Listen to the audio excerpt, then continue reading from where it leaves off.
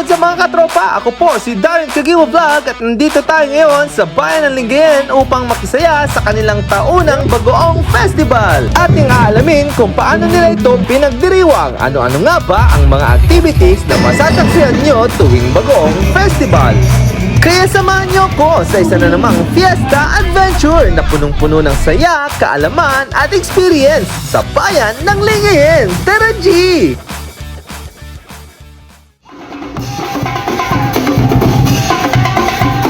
Unang araw pa lang ay solid na sa activities ang hatid ng Bagoong Festival 2025. At andito tayo ngayon sa Lingayen Civic Center kung saan ginanap ang misa ng pasasalamat bilang pagbasbas sa opisyal na pagbubukas ng nasabing event.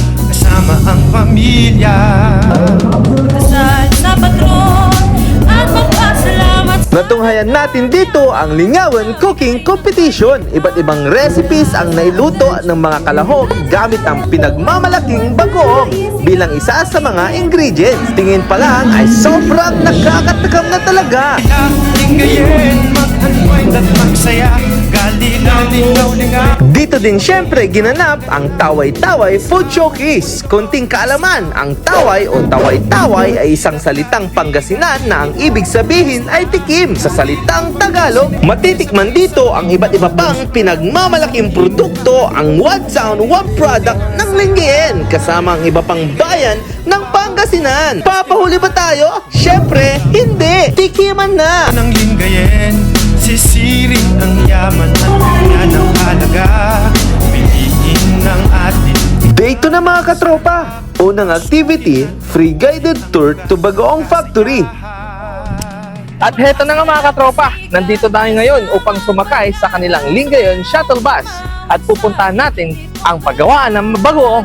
Tara! Sakay ng shuttle bus ay pinuntahan natin ang isang paggawaan ng bagoong sa bayan ng Lingayen, ang MM's Bagoong Factory. Katropa, dito tayo ngayon sa Bagoong Factory at makikita nyo ang napakadaming tapayan kung saan nila iniimbag ang mga bagoong. Bukod sa napakabango ay napakayamnam pa at pang world class pa ang lasa. Ay mga katropa, so dito yung tinatawag nilang battling. Ay mga katropa, so susubukan din natin magtakal ng bagoong. Ang Lingayen, linam na maaasahan, pinakbet, balatong, bigar-bigar. Lingayen bagoong! Masamsabi! Mula sa Bagoong Factory Tour, dumiretso naman tayo sa kahabaan ng Avenida Rizal Street kung saan magaganap ang kalutan na dalan ng tugtugan upang masaksihan ang pag-ihaw ng iba't ibang klase ng isda, karne, talong, hotdog at iba pa. Ramdaman ang init at usok sa paligid, mas nangibabaw pa rin ang tuwa at saya ng mga magkakatrabaho, magkakaibigan at magkakapamilya na nagsalo-salo sa kalutan. Andyan din ang tugtugan ng mga local bands sa tatlong stage upang magbigay aliw at saya habang kasulukuyang nag-iihaw. E todo na natin ang saya sa Day 3 ng ating Bagoong Festival 2025.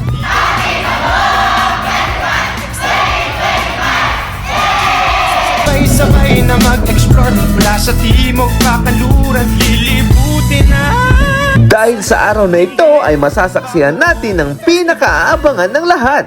Excited na ba kayo? Kasi ako excited na, kaya tara! Ang Grand Float Parade, Street Dance Exhibition and Competition at ang free concert featuring Lily Band. Sumama sa puso ng Pangasinan, maraming makikita. Tara na sa adventure, abang-abang. Grabe! Ang gagaling ng apat na kalahok sa street dance competition. Hindi matatawaran ang galing at talento na pinamalas ng mga taga-Lingayen. Dito ko nakita na hindi lang bagoong ang pwedeng ipagmalaki ng nasabing bayan. Pang-international pa ang talento ng mga Lingayenyan. Surely, hindi ko talaga palalagpasin ang taunang Lingayen Bagoong Festival dahil ang Lingayen Bagoong mananam ang balbalingit, masamsamid. Muli, ako si Darren Kagiwa Vlog. Magkita-kita ulit tayo next year at sa mga susunod pang taon ng Lingayen Bagoong Festival. Yammines!